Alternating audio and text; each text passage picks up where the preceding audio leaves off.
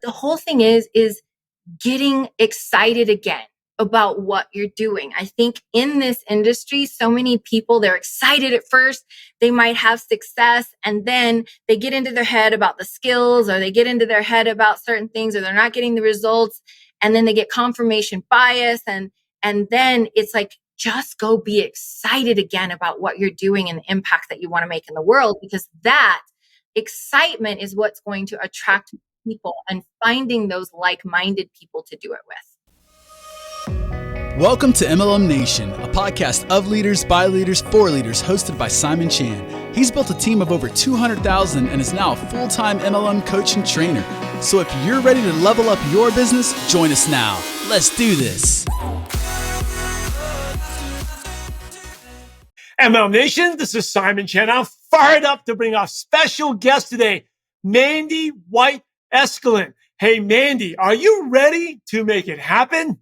I'm so ready, Simon. I've been waiting for this for a really long time. I feel truly privileged and honored to be here today with you and share my story, and hopefully it can relate to other people in your audience. I'm so excited to be here with you, Simon.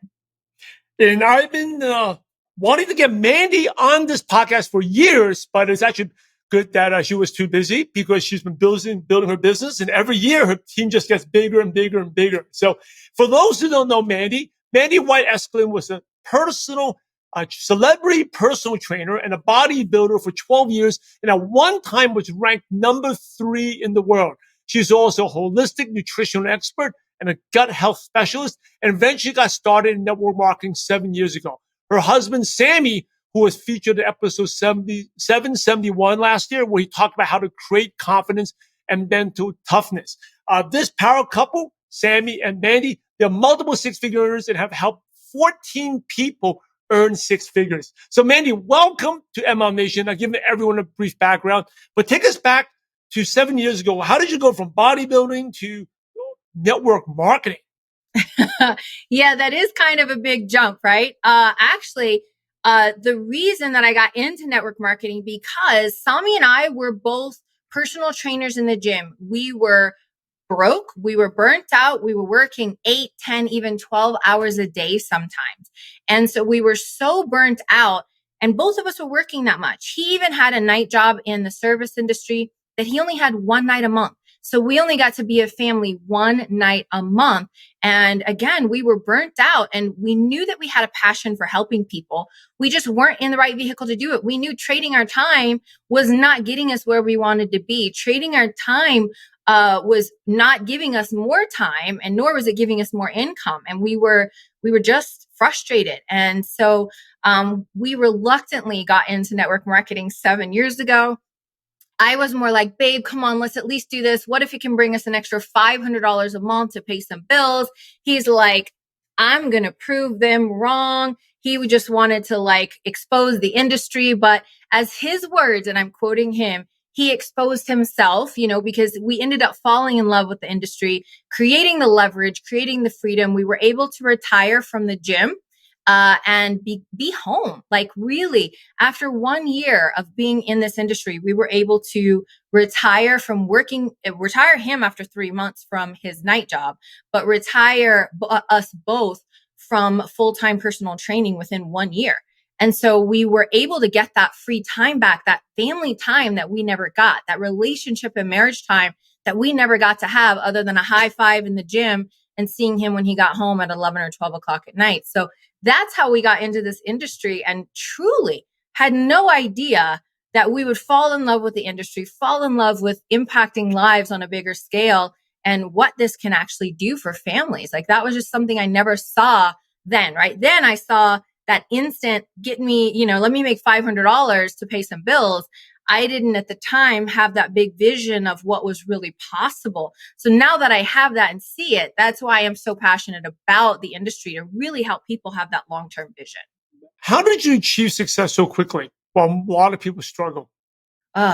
Well, to be honest, Simon, in our first company that we were with, we didn't have tons of success that quickly, really and truly. It still took us, we were making a few $1,000s a month in our first company, but we kind of felt like we hit that glass ceiling.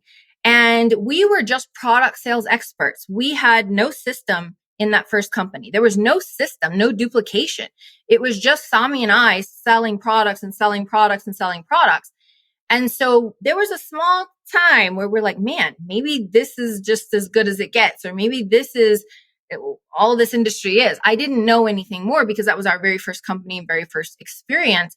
So for us, it was, we had met some other leaders from other companies. I mean, we wanted to learn, right? We wanted to be sponges. Like, tell me more than just the company we're in. So we started going to GoPro and Most Powerful Women, just different events, right? We started going to a lot of different events so that we could become a sponge and we could be a student of this industry. How do we learn how to create a new system, or how do we become better leaders, or how do we lead people to the opportunity instead of just products? And so there was a lot that we had to learn in that first company. But there was a small piece of me that was like, man, maybe this is just as good as it gets. Maybe I'm not meant for this industry. Maybe I'm just supposed to be a product sales expert. But we ended up switching companies 2 years ago. And that's not something that I recommend for everyone. I do want to say that disclaimer. It's not easy doing that. But for us, that was the move that we chose to make about 5 years ago. And when we came to this company, we saw the systems, we saw the leadership, we saw the duplication, and where, like our direct sponsors had already created 36-figure earners in a couple of years. And we're mind blown. Like, how did you do that? And it was all systems. It was all systems and duplication and leadership development. And we knew that that was, the first company was like just getting our toes wet in the industry. But then it was when we made that move, which was really challenging, I'm not going to lie, that's when we really created the massive success. I mean, like, we tripled our income in our first month when we moved to this new company because it was about duplication, not based on me and Sami's, personal training and nutrition background to be able to sell a product. We had tools and we had systems. So that's where we were able to create massive duplication. And we actually hit 6 figures in 8 months. We were able to hit 6 figures in 8 months in that second company. So we've been able to create a lot of duplication. And that's why we have 14. Matter of fact, this month we'll have 2 more 6-figure earners. And that's where we're starting to see the massive compound effect and duplication, all because of systems and not us being product sales experts. Well, take us, let's go back to your first company. You said you were I know you're a product sales expert, you were doing overwork, zero duplication, but you were still making a couple thousand. And for most people listening to this, it's like, oh, wow, yeah, I wish I could make a couple thousand. How did you make a couple thousand? Seems like pretty easily, even without duplication. Why? Great question. So I believe the reason that we were able to do that was at that time because of our background, because we were celebrity personal trainers, because we were, nutrition, and I had a gut health background, right? So my background and my influence as being a WBFF fitness pro, I had a following, right? Like, I had built my own brand. So when we were those product sales experts, it was all based on our knowledge of products and our influence based on our brands that we had created as a person, not in network marketing, if that makes sense, right? So it was based on influence, our background in education, not on here's a system that duplicates. So that's why we were able to. And yes, I'm grateful for that. I mean, I was so excited that it was enough to retire him from his night job and us from the gym, and we could just do online training and then doing network marketing the rest of the time. So it definitely was a blessing and still is. It really is. It's just because of our education, degrees, knowledge, that's where we were able to sell so much more product because of that background. Yeah. And the reason I asked that is because people may think, well, Mandy's only been doing network marketing for 1 year. She had success, but she has been marketing herself for years and years and years. So it's not like she made this, 6 figures in 1 year. She's been doing her bodybuilding branding. It's always about who you are, right? And I was talking about the simple online system. Step number 1 is leading yourself. And that starts with branding. So if someone right now, they're like kind of like where I was 20 years ago, no brand, and you are very well branded, what tips can you do for personal branding? What should they start with? I believe personal branding is also figuring out who your niche is. And this was a mistake that I made, Simon, in the very beginning, right? Like I felt like I was talking to everyone. I wanted to appeal to everyone, to the masses. But what I learned along the way, and I learned that in network marketing, was that you can't be everyone's cup of tea. Matter of fact, I don't want to be everyone's cup of tea. I want to be somebody's vanilla chai latte, right? But we have to narrow that market down to who is your niche that you're talking to, because that's the people who are going to relate to your story, right? You have to pick that certain demographic to speak to in order for them to hear your story and relate to your story and want to either buy from you or want to do business with you. So I feel like for beginners, don't be afraid to narrow down your niche, right? Or narrow down that niche market, that target demographic, and speak to only them, because now you're creating trust and rapport and connection with that group of people instead of trying to please everyone. And that was a mistake that I made, was trying to please everyone, because when you do that, you please no one, right? You're speaking to too many people and no one's catching on the vision. So it's about narrowing that down. And that's something that I've learned even more so in the last few years is, even with my brand as a fitness pro, with my brand as, Marina and Eric's trainers, Sami and I as their trainers, we still have to narrow that niche down in order to be successful in this industry. And so now I've learned that. So my brand is talking to the pain points. It's talking to the fears. It's talking to the dreams. It's talking to the desires of that target market, which is a lot smaller. But I have so much more success and relatability because of who I'm talking to and not try to appeal to everyone. So who is your give an example of your target audience right now? What is it? Yeah. So I'm 49. I can't believe I'm going to be 50 next year. But so my target demographic is moms over 40 that are working. They are stressed. They are burnt out at their job. They want more time freedom with their family. They want to create that extra income. They want to travel. Really and truly, your target market is usually you in in the past a little bit, right? So your target market is usually an earlier version of you. So I'm talking to women in perimenopause, right? That's where I'm at. So I know how to help these women. I know that their fears are, kids growing up and going out of the house and what happens to them. So I'm talking to and relating to their fears, to their stress levels, to their hopes and dreams of where we are right now, because that's where I'm at too.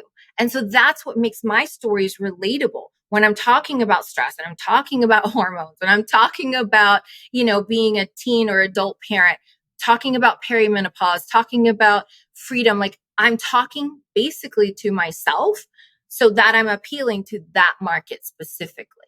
Well, you're never supposed to ask a woman their age, but you just volunteered that you're 49, and I'm in shock because you look like you're 33 or 35. So what is the secret to looking young and having this vibrant energy? Thank you. And you know what? I think in my head though, Simon, I'm like 37 or 38. Like I think mentally I'm stuck in that age. But really it's about, I live the 80-20 rule. I believe everything in moderation, including moderation. Okay. I am not like this strict dieter. I did way too much damage to my body years ago competing, and doing those really strict diets. So I know the hormone imbalances, the metabolic issues, the depression, the food intolerances that came with those strict diets. I don't do that anymore. And I actually coach women to not do that because of the damage that it does. So now that I live the 80-20 rule, 80% of the time I eat my healthy fats, my lean proteins, my fruits and vegetables, and maybe a little bit of processed carbs. But 20% of my day is different. Maybe I have a glass of wine at night. Maybe I have a skinny margarita. I'm not at all in that diet mentality. And I also think that a lot of learning to love who I am and who I've grown into, that is the vibrancy that radiates from the inside out.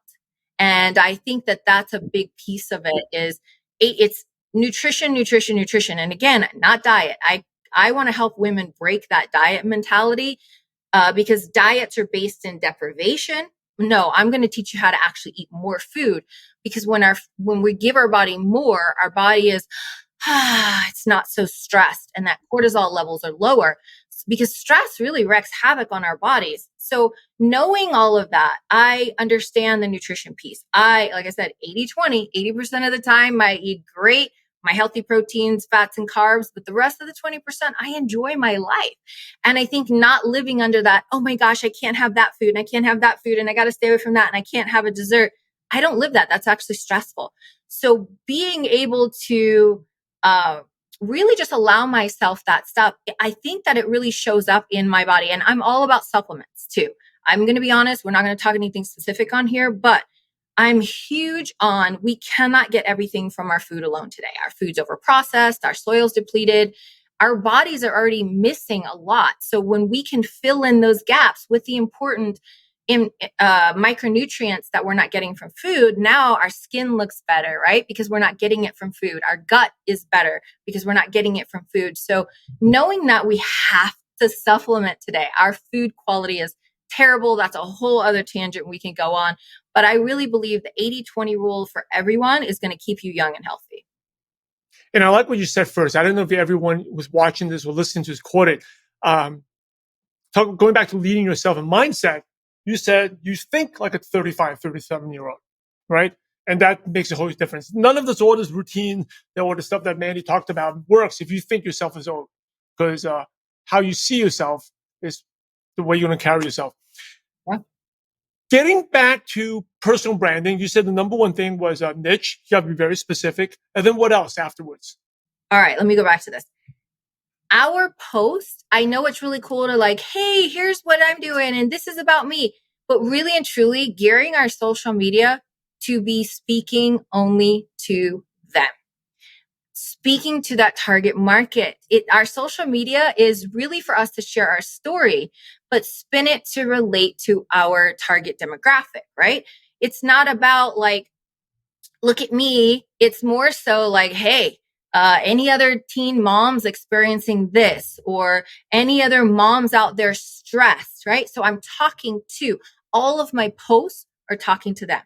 If I'm talking about struggles with like mindset, right? I'm talking, okay, how can what I'm maybe struggling or the lesson I'm learning in this relate to someone in my target demographic? So my social media posts are geared towards someone else. They're not about me, even though I'm telling my story, but I'm telling my story in a way to relate to that target demographic. Does that make sense? Yes, it's really good. And it's also get rid of a lot of the fear of me. When you think of me, you worry about what people think. Instead, you're focusing on serving other people. Yes. Right? That's really good. Yes. One of the keys to success is being connected. Whether you were a top leader, and one of the easiest ways to get connected is events. And you mentioned you went to different events. What was one of the major aha moment you had an event that afterwards things really started taking off for you?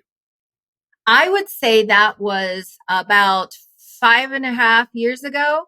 So went to Marina Warriors event. And it was the first time that I had been to a women's network marketing event. And I saw the women standing on that stage. I saw their success. I saw them sharing their stories. And I try not to get emotional because I remember that moment. I remember that weekend so vividly because I saw top leaders. I saw, I could go down the list because they're burned in my memory, but I saw them and what they created. I saw their mindset. I saw how they were leading from the heart. I saw what they created. And I'm like, that's what I want. I want to become a version of Mandy like that. I want to become that so I can impact more people.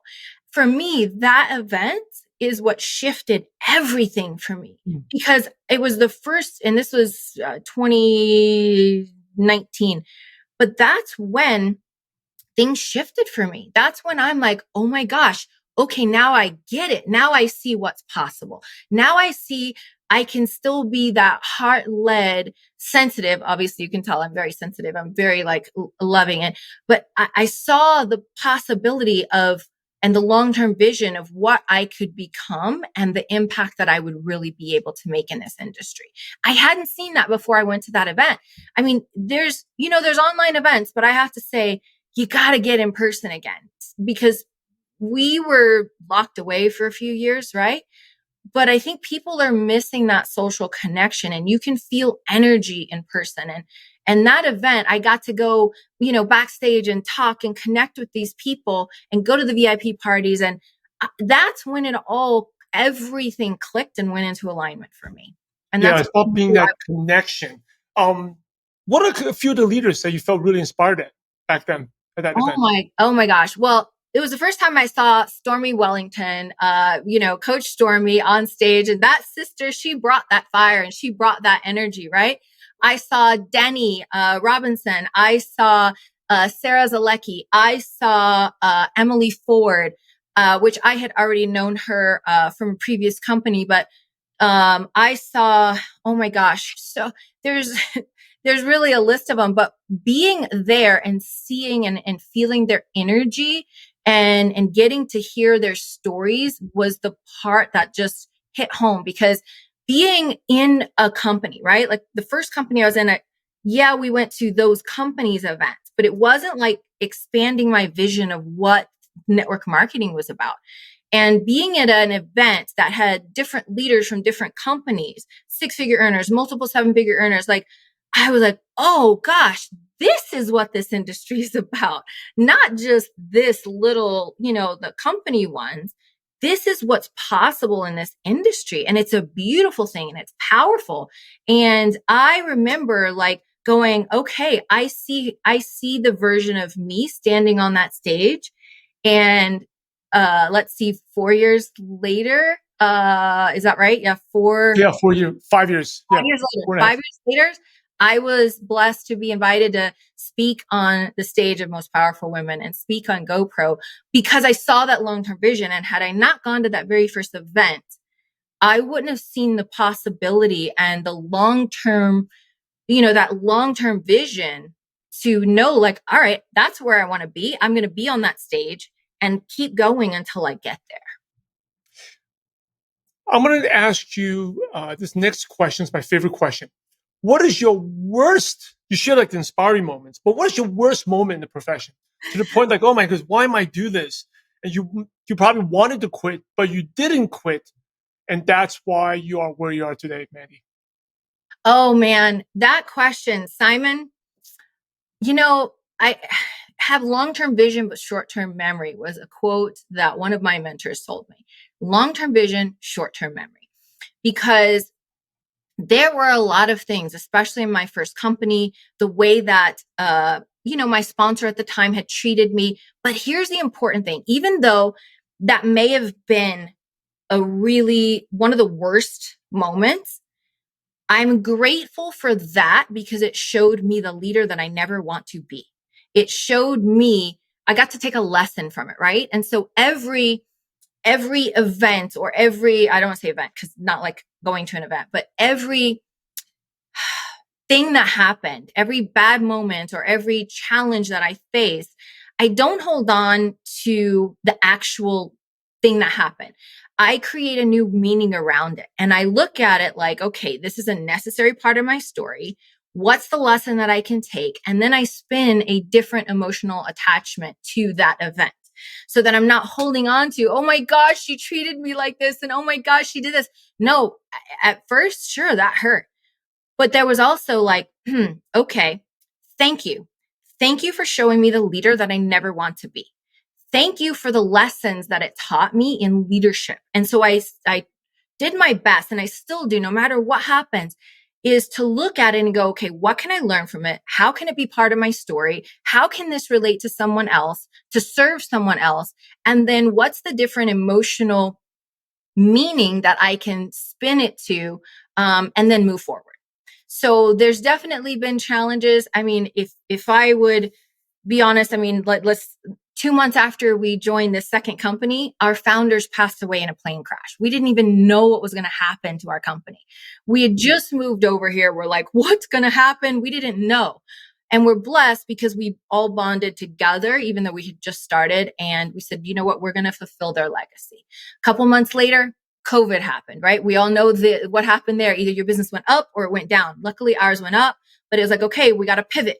And then it was, some things happened with a factory, in Australia that burnt down. Like when I say the list is so long, we just went through a merger last year, and I'm grateful for the merger. But in the moment of that, it can be overwhelming. It can knock you out of the game. But I didn't let it. Sami and I really, okay, here's what's going on. What can we do about it? Okay, how can we think about it? How can we shift our perception about the event to create a different result? Because it's also about our perception and how we choose to look at things. How we choose to see these events is going to determine your next step.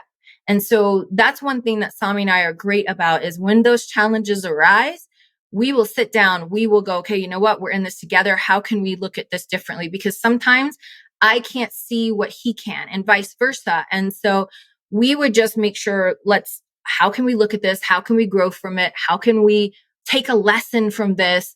And then what's our next step? What's our next step? What's our next step? And keep moving forward instead of being stuck in the bad things that would happen or the challenges that would arrive. And so I think knowing that, okay, stuff happens, right? Stuff happens. But my favorite quote, and I'll do it right here, is don't wish it were easier, wish you were better. It's Jim Rohn, and something that, we've been listening to for years, because it's not about wish the situation were easier. It's about how can I get better in this situation? How can I grow from this situation so then I can create a different result from what's going on? Our leaders are super consistent, like you and Sami. Even though you're a mom, you got a lot of things going on, you're busy, you have a lot of team members. But how do you stay consistent in doing what's important? I don't believe in balance.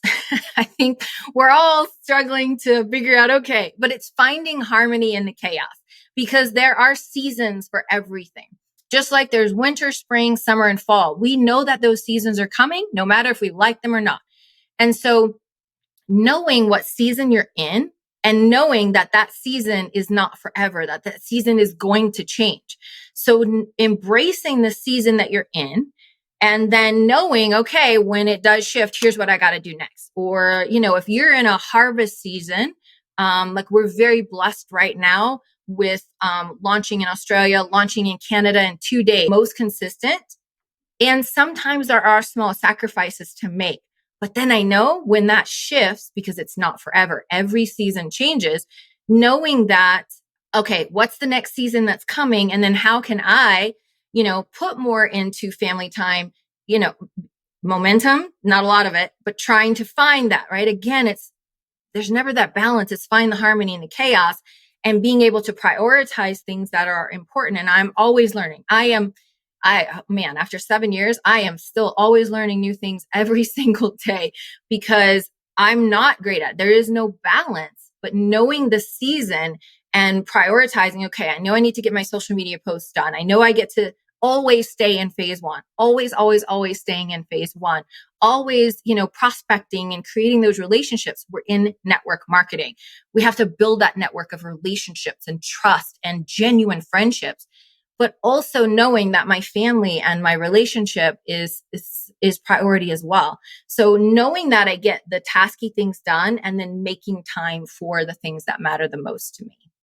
Just for those who don't know, can you define phase one? Because you said, I totally agree. You always have to be in phase one. What is phase one?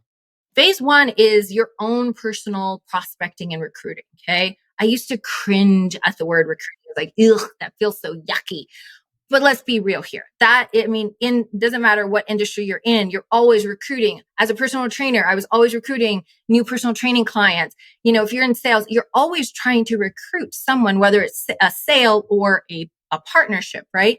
So knowing that 80%, no matter, even at my level, and I'm not saying I'm where I want to be yet, but even at my level, no matter if you're a beginner or been in this industry for 10, 20 years, 80% of our time should always be in that personal recruiting, making the social media posts, going and connecting with people in the DMs, and genuinely creating those friendships, right? Inviting people to see the information, leading with the opportunity, not the products, leading with the opportunity, not the products. Get people in front of the information, let them decide, where do they see themselves? Where do they want to be? Don't make a decision for them that, oh, they're just going to be a customer as a product, or, they really need this. Like getting them in front of the information and letting them decide, where do they see themselves?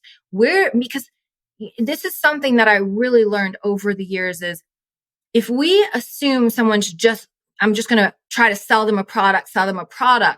What if this is the answer for them to make that extra money that they've been praying for, that they can't really afford the product that you're trying to sell them? But what if they have been praying, for an opportunity to make an extra $500 to $1,000 a month? That's why we want to get them in front of the entire information, let them decide where they see themselves. So 80% of our time should be in that part, and only 20% of our time should be in managing our team, making sure they're good, supported, past three-way calls, closed calls, all of that. 20% of our time should be there, but 80% of our time should always be in those relationships in that phase one, making the social media posts, following up, getting people in front of the information, that sort of thing, of your own personal prospects. 80% of our time there. Hey, thank you so much for sharing. You've been amazing, Mandy. As we go towards the end of the show, some really quick questions to pick your brain. These can be one-liners. Okay. What is one habit that's helped you become successful? Working on my mindset every single day. If I have stinking thinking, if I have that negative thoughts in my head, I'm not going to attract the right people into my business. I'm not going to attract those right partners who want to, launch a country or, do this globally with me. If I have that stinking thinking. So one of the habits is constantly working on my own mindset every single day, personal development, whether it's listening to a motivational thing on YouTube or reading a book or some sort of personal development. Journaling, because if you are writing down what you want to create instead of that stinking thinking that's going on in your head, you're going to manifest and attract more of that. So the biggest habit that has helped me create success is working on my mindset every single day, non-negotiable. What's the best piece of advice you ever received? Stop taking everything personal. Stop taking everything personal. It's not about you. It's not. That has been the best piece of advice. Actually, Eric Worre grabbed my shoulders at one point because he was like, you've got to get thicker skin. You've got to get rhino thick skin. It's not about you. And so not taking it personal, because if someone says no, that's not about me, right? It's not. Can I learn something? Maybe I can get better at my delivery or my closing. But it's still, if they're no or them leaving or, switching, it's not about us. Stop taking it personal. And that's actually one of the 4 agreements is don't take anything personal, because it's not about us. Everyone is on their own journey. And so we get to honor where they are and know where we are. And we're going to attract the right people into our business, into our team, and into our vision that we have, because people buy into vision. So I would say not taking anything personal. What's your favorite prospecting tool? So say someone's a qualified prospect, they're interested. Do you get on a Zoom with them? Do you meet with them? Do you get on a phone? Do you send a video first? Company video, personal video? What do you like to use? I personally like Zoom. Why? Because we can connect. It's really hard. I live in Las Vegas, but I've got people all over the world. Obviously, I can't be everywhere at all times. So being able to get on a Zoom first, asking, hey, when's the soonest you have 3 minutes to connect?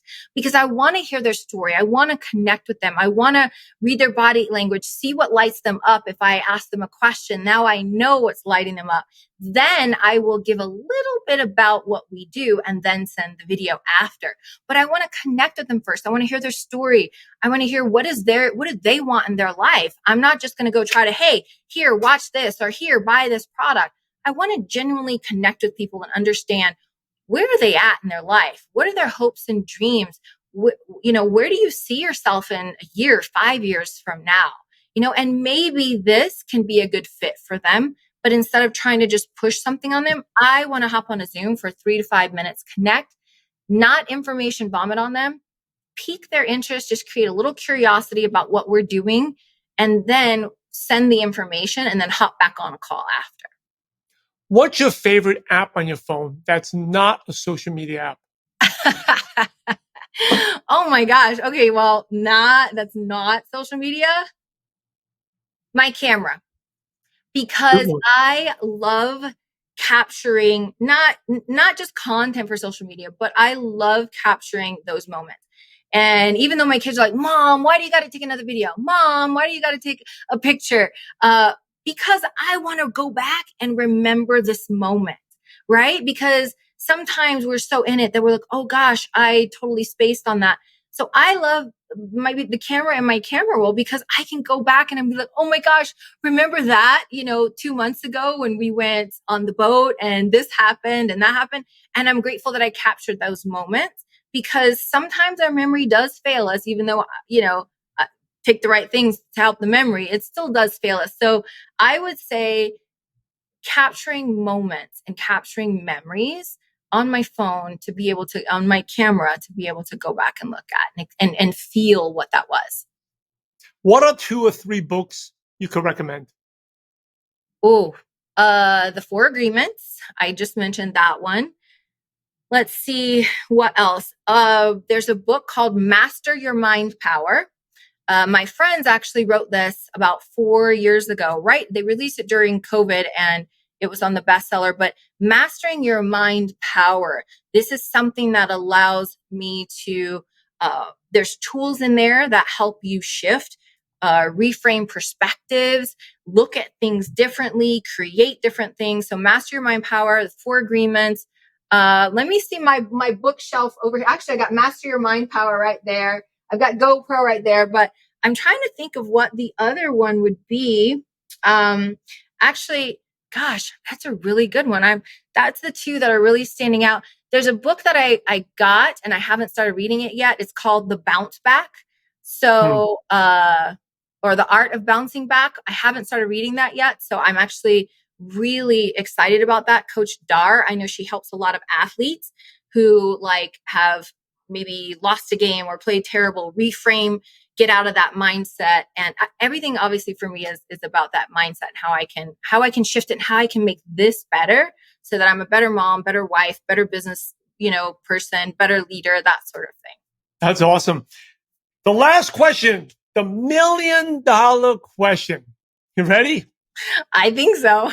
So imagine you had to start all over again and you knew no one. So you didn't know your kid, you didn't know Sami, you had a contact list of 0, but you had all your current knowledge, skills, and wisdom. What's the first thing you do or the first place you go to find prospects and build a network marketing business from scratch? Wow, that's a really good question. I didn't have any contacts, didn't have my husband. Man, that would be really tough.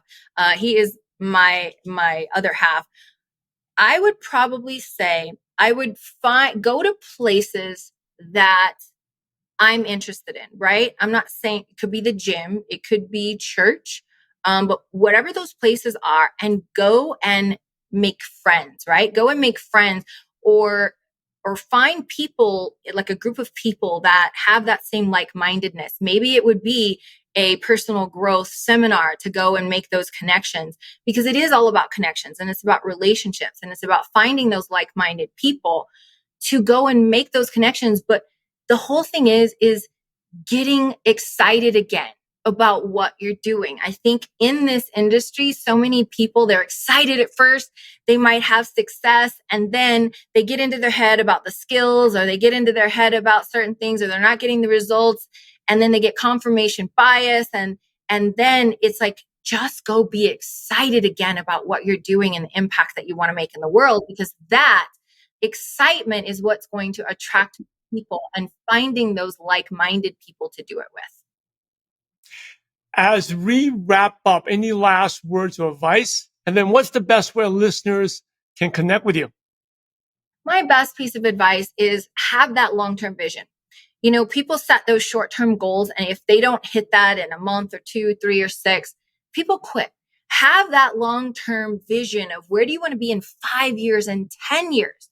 Because there's going to be adversities. There's going to be challenges that are going to come our way. But if we keep looking at that long-term vision, I like to say it's like Captain America with his shield and ding, ding, and we're able to like block all that off because we're on a path. We're on a mission to get to that long-term goal and vision. And by doing that, things are going to happen, but you stay committed to your why, and that long-term vision is going to help you get there instead of getting caught up in your current results or frustrated with your current results. Have long-term vision and keep focused on that. And the rest of the stuff will be minute. And people can find me on social media as Mandy White Eskelin. I'm on Instagram, I'm on Facebook, but it's Mandy White Eskelin on all platforms. And thank you so much, Simon, for inviting me here today. I hope that I brought some value to your listeners. MLM Nation, you're the average of the 5 people you spend the most time with. And today you may hang out with Mandy White Eskelin. So keep up the momentum and go to MLMNation.com, click on the podcast tab, check out the new show notes, all the nuggets that Mandy shared. We have timestamps and also summary. And most importantly, links to her social media profile. Definitely connect with her. And she talked about branding a lot. She does an excellent job, and you can see what she does and apply that to your business. Hey, in order to be successful in life, in business, and network marketing, you must help others. So, Mandy, thanks again for sharing your valuable time with MLM Nation. We're grateful to you, and we appreciate you for having a positive impact on millions of distributors worldwide. Thank you so much again, and God bless you. Thank you so much. Hey, MLM Nation, Simon Chan, a great episode from Mandy White Eskelin.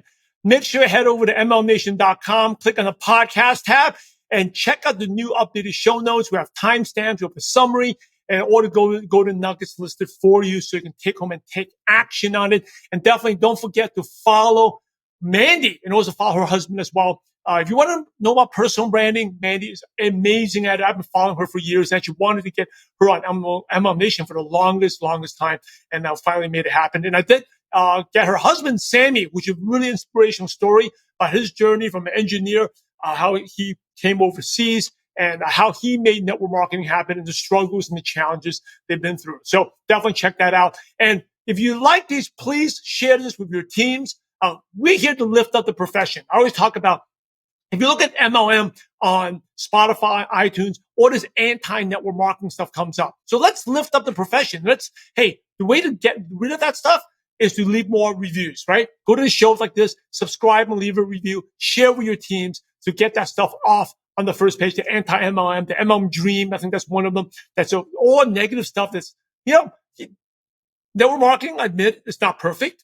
Right. But just like in any industry, there's a lot of scams in real estate, there's scams in crypto, there's scams of stock investing. In any industry out there, there's some bad people, but people like to tend to emphasize the bad in network marketing. I want to lift up the profession. So make sure you subscribe and leave us a review. Okay. And definitely follow Mandy as well. She's super busy. She's a mom. Her son plays club basketball, but she's taking her time to serve you, and talked a lot about branding. So, one of the things about network marketing is really simple. It's a simple business. And if I look at the leaders like Mandy, or what I went through, or the leaders I've interviewed, right?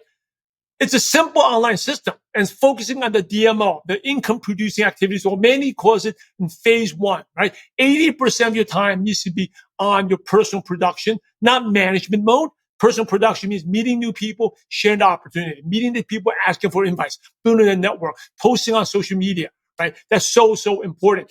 Make sure you focus on that. And she also talked about branding is being specific to the target audience. Be specific. The more specific, the more terrific, right? Be niche, be specific. You're not going to lose out on people. But on the contrary, the people that you're talking to, they'll relate to you. And when you're posting on social media, you're posting for them, to inspire them, to give them solutions and problems. Stop thinking about yourself. Another part of the simplest online system is like, you got to be connected. That's the big part of success, is connection. Right? I wouldn't be here today if I didn't connect with a top leader that pushed me, to held me accountable, to help push me to become consistent. It's connection. And that's why you have to, a top leader. That's why I created an MLM Nation podcast. So at least once a week, you're hearing from a top leader, because you're not connected. Number one, you're not going to learn. And number two, worse, you can get discouraged, right? So you got to be connected. You got to go to events. You have to work closely with someone who's very successful, and listen to the stories, right? Because everyone Doesn't matter where you're at.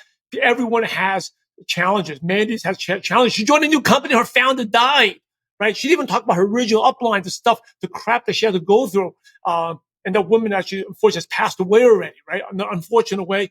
If you message me privately, I'll let you know who the person was. But just negative stuff. But she bounced back, right? Because number one, going back to success system, simple success online system, number one is you got to lead yourself. And that's something that Mandy does every day. She's working on her mindset. She's working out the way she thinks, because the difference, if you're stuck, it could be the same situation. It's not necessarily what you do, but it's how you think, how you see yourself, the vision of yourself, working the long-term vision that Mandy talks about. That's so important. So anyway, go down and go follow her, Mandy White Eskelin. Head over to MLMNation.com. Share this episode with your teams as well. Make sure you subscribe and leave us a real review. It'll mean a lot, especially over the work that we've been putting into this. So, hey, let me know if you like this. That's all I have. I'm Simon Chan. I'm loud and proud to be part of this amazing profession. Now it's over to you. Make sure you take action and have a positive impact on someone's life. God bless.